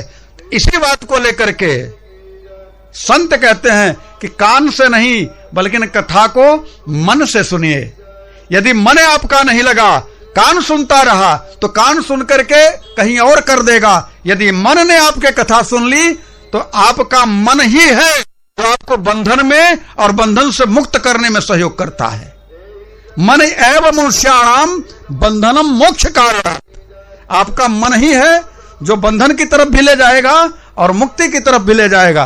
तो यही मन है। आप कथा सुनने यहां बैठे और मनीराम जी महाराज जाकर के संगम में स्नान कर रहे हो, मनीराम जी महाराज वहां टहल रहे हो, आप यहां बैठ के कथा सुन रहे हो, तो कथा आपके पल्ले पड़ने वाली नहीं है। इसलिए राम की कथा सुनना है तो दो चीजों का योग्यता हो। पहला कि राम की कथा कहीं बाहर की कथा नहीं है। राम कहाँ है? राम कहीं बाहर नहीं है, राम आपके अंदर है। जिस दिन यह राम आपके अंदर से निकल गए, आप फिर आपको समझ में आएगा। लोग बाहर से कहने लगे कि राम नाम सत्य है, जब निकल गए तब। इसलिए इस राम को अपने अंदर कथा सुनाओ, इस राम को समझो, इस राम की व्यवस्था को जानो, और इस राम से जुड़ने के लिए कान नहीं मन को जोड़ो। और जिस दिन मन जुड़ गया राम से, उस दिन किसी के भी मुख से, कैसे भी व्यक्ति के मुख से कथा आपको अच्छी लगने लगेगी। लेकिन जब वह कथा अंदर की होगी, तो वह कथा किसी कागभुसुंडी के द्वारा दी गई होगी, तो वह कथा कहीं याज्ञवल्क्य के द्वारा कही हो, वह कथा कहीं भगवान शिव के द्वारा कही जा रही होगी, तो वह कथा कहीं गोस्वामी तुलसीदास जी के द्वारा कही जा रही होगी, तो बाकी का तो ढोल हारमोनिया बजा करके तो हर कोई नाच गा लेता है। राम की कथा नाचने गाने के लिए नहीं है, राम की कथा अंदर की है। राम की कथा को अंदर समझने की जरूरत है, इसीलिए उसका शीर्षक है रामचरित मानस। मानस है, मन के अंदर की कथा है, बाहर प्रपंच करने की कथा नहीं है। इसलिए इस कथा को सुनने के लिए याज्ञवल्क्य जी जैसे भरद्वाज को सुना रहे हैं, नीलगिरी पर्वत पर जैसे कागभुसुंडी गरुड़ जी महाराज को सुना रहे हैं, भगवान शिव कैलाश पर्वत पर जिस प्रकार से माता पार्वती को सुना रहे हैं, और गोस्वामी तुलसीदास जी हम सबको अपने मन को बनारस के तुलसी घाट पर सुना रहे हैं। वह कथा कौन है? अब आप इतने से ही अंदाजा लगा लो कि गोस्वामी तुलसीदास जी कथा सुना रहे हैं मन को, अपने मन को सुना रहे हैं, हम सभी के मन को सुना रहे हैं। और यह बात ऐसे नहीं मैं कह रहा हूं, प्रमाण से कह रहा हूं कि रामचरितमानस के अंत में गोस्वामी तुलसीदास जी कहते हैं कि पाई न के ही गति पतित पावन, राम भज सुनु सठ मना। किसको सुनाया? सुनु सुनु, कौन सुनेगा? तो मन को कान है क्या? लेकिन बिना कान होते ही, बिना कान के भी वही मन सुन सकता है। ये बाहर के जो कान हैं ये विषयों को सुन सकते हैं, लेकिन अंदर का जो मन है बिना कान के रहते भी वो सुनता है। इसी सठ मन को सुनाओ, इस सठ मन को अपने पास लेकर के बैठो, जहां बैठे हो वहीं आपका मन हो। आप यहां शरीर से बैठे हो, मनी राम जी कहीं और जाकर के गिल्ली डंडा खेल रहे हो, तो आपको कथा पल्ली पड़ने वाली नहीं है। इसलिए राम की कथा है, कोई साधारण नहीं है। और किसी साधारण व्यक्ति के द्वारा यदि राम की कथा को प्रपंच बना करके परोसा जाता है, तो सुनने वाले भी पातक के भागी होते हैं, और करने वाला तो पातकी होता ही है। ये बहुत सावधान। राम की कथा को सुनना है तो मन के अंतराल में सुनो, मन को सुनाओ। और मन यदि सुनने लग गया, ठीक से समझने लग गया, तो आपका यही मन जो मन एव मनुष्याणाम बंधनम मोक्ष कारणात्, तो यही बंधन में जो जा रहा था यही मुक्ति का प्रदाता बन जाएगा, आपको मुक्त कर देगा। रामचरितमानस के अंत में श्लोक है कि पुण्यम पाप हरम सदाशिव करम विज्ञान भक्ति प्रदम। यह रामचरितमानस की कथा यदि मन ने सुन ली, कान ने नहीं, इस रामचरितमानस की कथा को जब मन ने सुन ली तो परिणाम क्या निकलेगा? तो गोस्वामी तुलसीदास जी कहते हैं कि अगर मन ने सुनी तो पुण्यम पाप हरम, आपका पुण्य भी समाप्त हो जाएगा, आपका पाप भी समाप्त हो जाएगा। फिर क्या स्थिति होगी? कहा सदा शिव करम, आप कल्याण स्वरूप हो जाओगे। और विज्ञान भक्ति प्रदम, विज्ञान रूपी राम और भक्ति रूपी सीता आपके हृदय में निवास करेंगे। मन क्या करने लगेगा तब? तब मन एक गीत गाएगा कि सीताराम सीताराम सीताराम कहिए, जाहि विधि रखै राम ताहि विधि रहिए। सीताराम सीताराम सीताराम कहिए, जाहि विधि राखे राम ताहि विधि रही। सीताराम सीताराम सीताराम कहिए, जाहि विधि राखे राम ताहि विधि रहिए। सीताराम सीताराम सीताराम कहिए, जाहि विधि राखे राम ताहि विधि रहिए। किया अभिमान तो फिर मान नहीं पाएगा, किया अभिमान तो फिर मान नहीं पाएगा। होगा प्यारे वही जो मेरे राम जी को भाएगा, होगा प्यारे वही जो मेरे राम जी को भाएगा। फल आशा त्याग फिर राम राम कहिए, जाहि विधि रखे राम, सीताराम सीताराम सीताराम कहिए, जाहे विधि रखे राम, ताहि विधि रहिए। तो ध्यान रखिए, जिस कथा के साथ आप जुड़ रहे हैं, जुड़े हुए हैं, यह कोई साधारण कथा नहीं है, यह रामचरितमानस की कथा है। इस कथा में राम की कृपा प्राप्त करना है तो एक ही उपाय है कि राम की कृपा को प्राप्त करने के लिए कान नहीं, राम की कृपा को प्राप्त करने के लिए मन को कथा सुनाइए। पाई न कहि गति पतित पावन, राम भज सुनु सठ मना। सुनाया किसको जा रहा है? मन को। ये मन रूपी कान को लगाइएगा, तभी आपको राम की कथा समझ में नहीं आएगी। अगर मन रूपी कान कहीं और गया तो राम की कथा समझ में नहीं आएगी, नहीं आएगी, नहीं आएगी। और यदि मन रूपी कान लग गया तो जो भी नहीं समझ में आता था वो अभी समझ में आने लग जाएगा। ये राम की कथा का प्रभाव है। लेकिन आप क्या चाहते हैं, हम सब क्या चाहते हैं, हमारी वृत्ति क्या है, हमारी सोच क्या है? हमारी सोच यह है कि हम राम की कथा तो सुनते हैं, किससे? बाहर के कान से, और मन को कहीं और रख देते हैं। मनी राम जी हमारे कहीं और खेल रहे हैं और हम मजबूरी में राम कथा सुनने के लिए बैठ गए हैं। तो ऐसे में यदि राम कथाएं आप सुनते हैं मजबूरी में, तो आपको राम कथा सुनने का कोई मतलब निकलने वाला नहीं है। आप राम कथा ना सुने तभी ठीक है। और राम की कथा सुनने पर परिणाम क्या होगा? तो कहा राम की कथा सुनने पर परिणाम होगा कि राम की कृपा मिलने लग जाएगी। और जब राम की कृपा मिलेगी तब क्या होगा? तो कहा गोपद सिंधु अनल सितलाई, गाय का खूर जैसा अथाह समुद्र होने लग जाएगा। यानी आप भव सिंधु से पार होने की स्थिति में आ जाएंगे। अनल में शीतलता आ जाएगी। अग्नि भी आपको शीतलता प्रदान करेगी। कब? जब राम कृपा कर चितवा जाही। जिसको राम की कृपा ने देख लिया, राम की कृपा के पात्र आप बन गए, तो यह सारी चीजें जो कष्टप्रद है वह आपके लिए सुखप्रद होने लग जाएगी। इसलिए बाबा आप सभी राम कथा सुनिए, लेकिन कैसे सुनिए? मन लगा करके सुनिए। किसको सुनाइए? मन को सुनाइए। राम की कथा कान को सुनाने की जरूरत नहीं है, राम की कथा मन को सुनाने की जरूरत है। अब हमारे हनुमान जी महाराज लंका में प्रवेश कर गए, और लंका में प्रवेश करके देखते क्या हैं कि मंदिर मंदिर प्रतिकर शोधा, और जह तह देखे अगणित जोधा। अब विचार करिए कि लंका कैसी बनी है? तो कहा लंका में मंदिर ही मंदिर हैं। लंका में सबके सब मंदिर हैं। वहां कोई घर नहीं बना है, वहां सब मंदिर बने हैं। कैसे बने हैं मंदिर?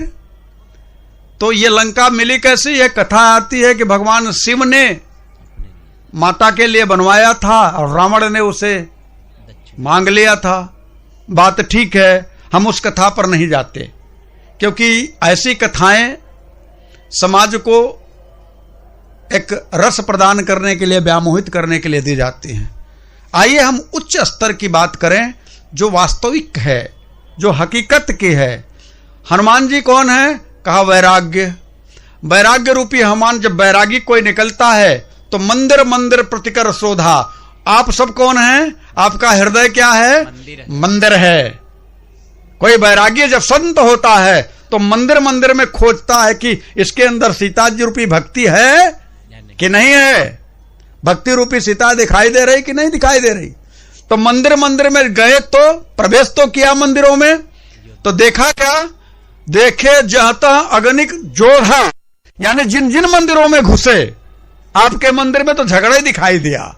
वहां सब मार करने के लिए, युद्ध करने के तैयार। आप भी तो हैं तैयार।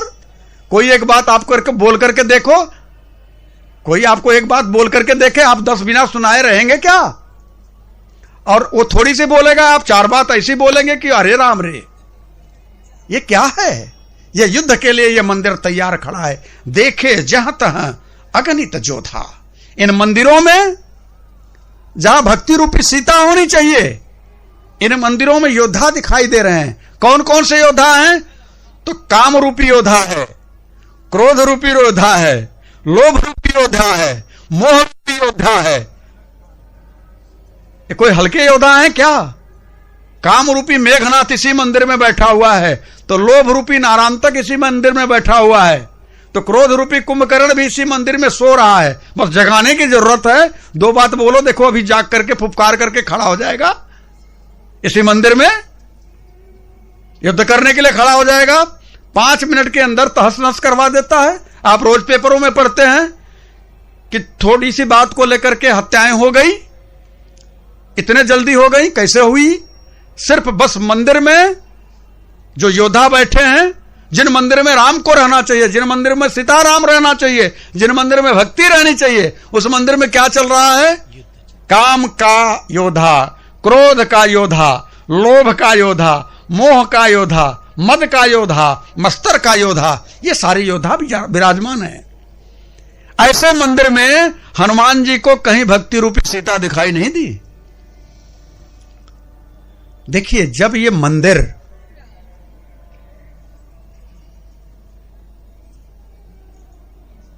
कब्रिस्तान बन जाए, विषयासक्त हो जाए, कितने लोग हैं जो इसी मंदिर में बकरा काट करके डालते हैं, मुर्गा काट करके डालते हैं। ये कब्रिस्तान बन गया है, ये मंदिर है। इतनी गंदगी है, यहां कौन रहता है? अर्जुन से भगवान गीता में कहते हैं, अर्जुन जानते हो ईश्वर कहां रहता है? मंदिर में रहता है। किस मंदिर में रहता है? ईश्वर सर्वभूतानां हृदय देशे अर्जुन तिष्ठति, ब्राह्म्यांश सर्वभूतानि त्राणुहानि माया। अर्जुन, ईश्वर हृदय रूपी मंदिर में रहता है, और हृदय रूपी मंदिर में रहता है ये भगवान कह रहे हैं। लेकिन आपने उस हृदय रूपी मंदिर में किसको बैठा रखा है? काम को, क्रोध को, लोभ को, मोह को। मोह रूपी रावण बैठा है अपनी सेना के साथ में, क्रोध रूपी कुंभकर्ण सुसुप्त अवस्था में बैठा हुआ, सोया हुआ है, लोभ रूपी नारायणतक है, काम रूपी मेघनाथ है, इच्छा रूपी अक्षय कुमार है, तर्क रूपी तारका है, स्वभाव रूपी सुबाहु है, मन रूपी मारीच है। इतने सारे लोग बैठे हैं, ये सब योद्धा ही तो हैं, और एक से एक बढ़ करके हैं। कोई हल्के फुल्के योद्धा हैं क्या? तो इस मन रूपी मंदिर में जब हनुमान जी जैसे वैराग्यवान, हनुमान कौन? वैराग्य रूपी हनुमान। वैराग्य रूपी हनुमान जब एक संत, एक वैरागी जब आप जैसे समाज के लोगों के बीच में खड़ा होकर के देखता है कि कोई संत मिले, तो संत नहीं दिखाई देता। कोई तो मिल जाए जिसके हृदय में भक्ति दिखाई दे, कोई नहीं दिखाई दे रहा है। बल्कि क्या दिखाई दे रहा है? यह संसार मतलबी, ये कामासक्त होकर के, लोभासक्त होकर के, क्रोधासक्त होकर के टहल रही है। मैं आपसे कहना चाहूंगा, यदि आपके अंतर हृदय में रंच मात्र का भी जन कल्याण की भावना है, तो आज प्रतिज्ञा करिए, जो भी आपसे मिले पहले तो अपना मंदिर आप साफ करिए, अपने मंदिर को कचड़े से दूर करिए, इस मंदिर को भवन बनाइए। अभी ये मंदिर है, जब भवन बन जाए तब वहां विभीषण जैसा कोई संत बैठ जाएगा। ये भवन क्या है? भवन का अर्थ है भव न, भव न, यानी अब संसार नहीं, अब सिर्फ सरकार। यह मंदिर जब तक भवन नहीं बनेगा तब तक इस मंदिर में काम रूपी मेघनाथ, क्रोध रूपी कुंभकर्ण, लोभ रूपी नारायणतक, इच्छा रूपी अक्षय कुमार रहेंगे। इसलिए आप सबसे कहना चाहता हूं, कि आपको अपने अंदर का ये जो मंदिर है इसे भवन बनाना चाहिए, और आप ये सोचें कि दूसरा आपके मंदिर को कोई भवन बना देगा, तो ऐसा संभव होने वाला नहीं है। क्यों? क्योंकि हुई मतलबी है आज दुनिया, कोई किसी का सगा नहीं है। हुई मतलबी है आज दुनिया, कोई किसी का सगा नहीं है। हुई मतलबी है आज दुनिया, कोई किसी का सगा नहीं है। हुई मतलबी है आज दुनिया, कोई किसी का सगा नहीं है। हुए हैं अपना बात, हुए हैं अपना आहत, है किसका दिल जो फटा नहीं है। हुई मतलबी है आज दुनिया, कोई किसी का सगा नहीं है। हुई मतलबी है आज दुनिया, कोई किसी का सगा। इसलिए अपना उद्धार स्वयं अपने को ही करना पड़ेगा, किसी से और उम्मीद करने की जरूरत नहीं है। इसलिए हनुमान जी जैसे वैराग्यवान हनुमान जी जैसे वैराग्य को यदि संत को खोजने में पता चला कि भक्ति रूपी सीता कहीं दिखाई नहीं दे रही हैं, तो हनुमान जी ने देखा क्या कि काम रूपी मेघनाथ, क्रोध रूपी कुंभकर्ण, लोभ रूपी नारांतक, इच्छा रूपी अक्षय कुमार, ये सारे के सारे बने पड़े हैं। और ऐसी स्थिति में यह ध्यान रखिएगा, ऐसी स्थिति में कभी भी आप संतत्व को उपलब्ध नहीं हो सकते। आपके अंतर हृदय में सीता की खोज नहीं हो सकती, आपका हृदय कभी सीता को प्राप्त नहीं कर सकता। इसलिए आपको करना क्या होगा? अपने आप को छोटा करना होगा। अति लघु रूप धरेओ हनुमाना, पैठा नगर सुमेरी भगवाना। तो पहला चीज तो आप अपने आप को छोटा कर दीजिए। यदि आपने अपने आप को छोटा कर दिया तो पहला कल्याण ये हो जाएगा कि आपका अपना जो स्वभाव है, आपके जो अंदर की कमियां हैं, वो खुद ब खुद आप अपने से उजागर करने लग जाओगे। और जब उजागर होने लग जाएगी तो धीरे धीरे ये कचरा अंदर का साफ होने लग जाएगा। जब साफ होने लग जाएगा तो आपके अंदर का जो मंदिर है धीरे धीरे भवन में परिवर्तित होना शुरू हो जाएगा। अब यह जब मंदिर आपका भवन में परिवर्तित होगा तो भवन का शाब्दिक अर्थ क्या है? जहां भव ना, यानी यह भव सिंधु जहां समाप्त हो जाए, जहां राम ही राम हो जाए, वही तो भवन है। जब तक यह भव है तब तक आप इसी संसार में कामनाओं के परिक्षेत्र में गोता खाते रहेंगे। इसलिए यदि आप चाह करके भी अपने मंदिर को भवन बनाने के लिए प्रयासरत हैं तो किसी संत की शरणागति लेना पड़ेगा। और जब संत की शरणागति लेंगे तो संत आपको लघु होना बताएगा, झुकना बताएगा। और झुकने की कला आपको आ जाए, लघु होने की कला आपको आ जाए, तो निश्चित तौर से आपका कल्याण होने लग जाएगा। इसलिए झुकने की कला तो एक ही है कि प्रभु के सामने नतमस्तक हो और उनसे प्रार्थना करो कि नाथ मोसम दीन दीन हित, तुम समान रघुवीर,